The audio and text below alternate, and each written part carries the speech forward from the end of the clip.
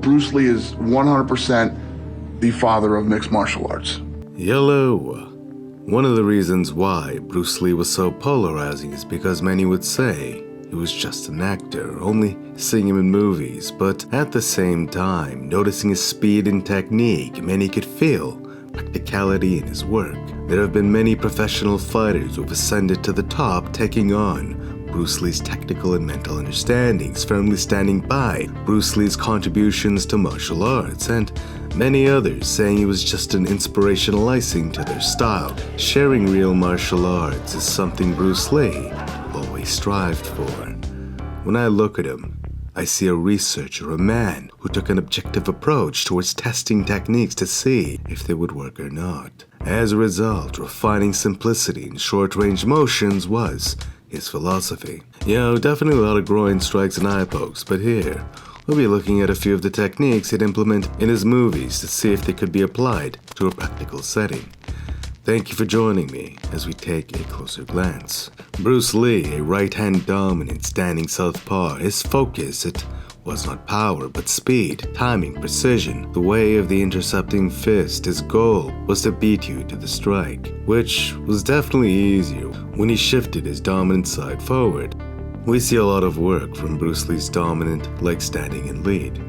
He was actually noted for his kicks. Here, he appears to be flicking his foot at his opponent's wrist. Now, this is something we do not see too often, but I do know in Muay Thai, Lawrence Kenshin did an amazing breakdown of how the Thais will often focus your arms with their powerful shins, breaking down the muscles you need to punch or even defend. Thus, I do see some practicality striking at the hand, although I would note that it does not transfer momentum through the opponent's body, which means they aren't stifled if they decide to come forward against the strike. His kinetic chain is perfect. Watch how the back foot perfectly steps in as the lead foot moves up, his upper body leaning back as a fulcrum, like a seesaw, leveraging mass into the kick. It's very quick, but it has real threat built into the technique. His signature oblique kick intercepting your advance. Oblique kicks are now a lot more common in mixed martial arts. We see them from both Yoel Romero and Robert Whittaker. Here, the Muay Thai base, Darren Till, adopting this technique. Here, Bruce Lee landed first, not just because he is quick. His opponent knew he had to step into striking range before landing his own blow. The moment he did so, that's when Bruce Lee chambered. Leaning his torso back, moves his head away from his opponent's strike, but also leverages mass into the kick. By the time his opponent starts chambering his own kick, it's too late. Bruce Lee's kick is already incoming. Boom. Now, this is a very annoying technique to deal with when mastered. If you can fire it at your opponent's hip, their body, if you're precise and have strong leverage behind the technique, timing will make it a very frustrating tool to deal with. Although Stephen Thompson did get caught for this technique. Any technique can get timed against. With Stephen Thompson, he was frustrating Pettis with it, but the moment he used it while Pettis was at the cage, Pettis took that momentum, then ricocheted off the cage to creatively foil Stephen Thompson on the recovery. It would not have worked for Anthony Pettis any other way. Here, another wrist kick, then as he feints the kick again, from the chamber transitions to a roundhouse. Question mark kick, catching his opponent off guard. This is signature to fighters like Sanchai, Israel Adesanya, Lord Silla, often feinting off a low kick or teep, only to chamber then transition into a roundhouse. Interestingly though, Bruce Lee executes this exact same philosophy, but with his lead leg. His kinetic chain is once again perfect. The back foot moving in simultaneously as the lead leg rises. Bruce leans back with his torso to leverage his mass and also to move his face away from potential follow-up. The lead arm is thrown out as a counterbalance to the torso. More balance, more power, as you are striking from a more stable position. And watch this, the pivot out of the back foot leveraging more body weight into the kick, which in turn also turns his hips over into the roundhouse. These are subtle details of a perfect kick, a dangerously real technique used in a movie. If Bruce Lee were to connect for real, if anyone who executed this technique perfectly, as Bruce Lee did, connected for real, there would be real consequences. This only signifies how much control Bruce Lee had over his body. He isn't injuring his fellow actor at all, merely stopping right at the edge of doing so. When you grasp this, you realize how amazing Bruce Lee's control was. Bruce Lee had proficiency with both legs, it seems. When your opponent is backing away from your roundhouse, if you make that read, you might be able to catch them following up with your other leg. Spinning hook kick, the element of surprise, crashing against stone.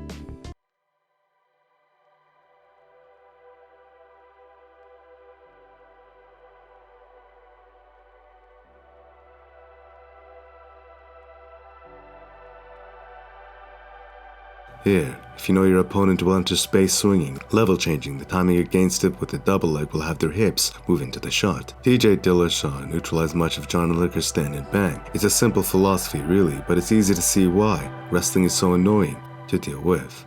Versus stand and bang, feinting high can gift wrap the timing needed to level change then enter low.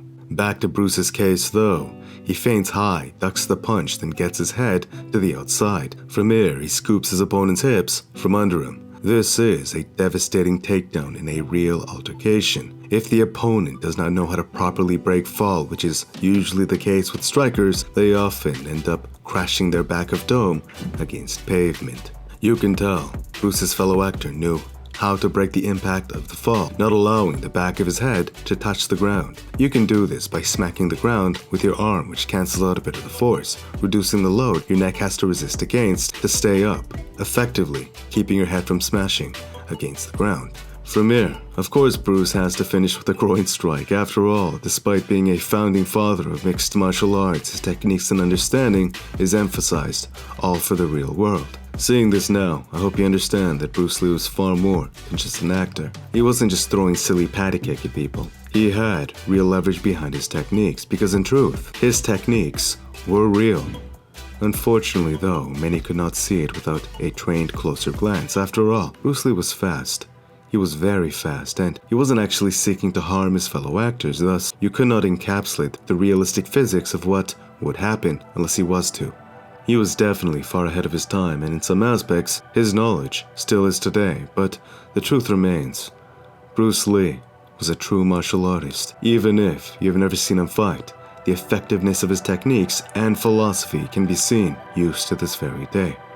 Understanding this, I can't help be humbled by the greatness of this old king. The reach his mind had during that time, during that era, is a testament to what an open mind can achieve, what humbleness to learn and grow can overcome. In a world where many feel they don't have a voice, this small Asian man stood as a giant, showing us that the odds do not matter if your will can match your vision. To that end, thank you, Bruce Lee, for all your contributions. Thank you, Bruce, for this lesson. You will always be missed. If my work elevates you, please subscribe and hit the notifications. Thank you if you did. It truly does up the channel. Thank you. Smash the like button if you enjoyed. It's good karma, and until next time.